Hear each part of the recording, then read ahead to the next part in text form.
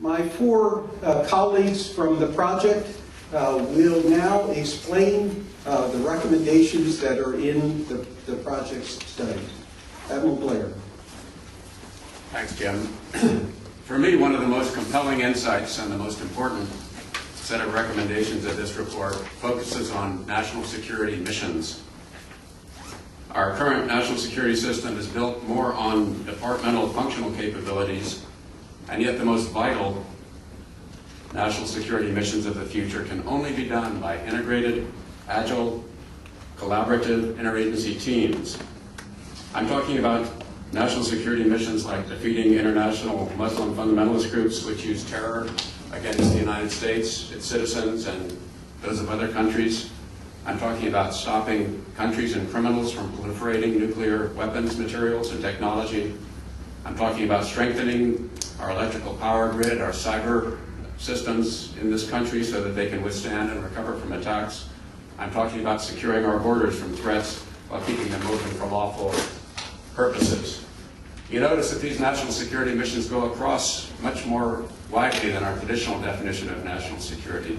In our report, we talk about the importance of protecting our functioning society, the importance of the infrastructure systems that underlie it, and we also talk about the foundational elements of national security, things like our education system, things like our science and technology capability, the full panoply of things that makes the United States what it is and our society what it is.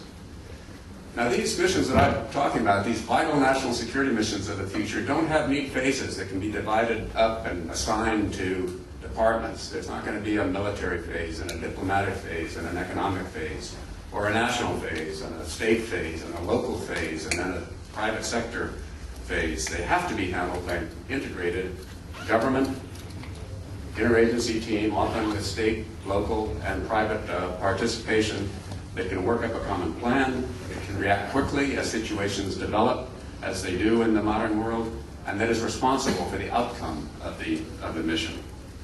Now, it's easy to say words like collaboration, agility, integration, they roll from the tongue, but this document gives recommendations which are the concrete steps necessary to achieve these goals that I think we can all agree on.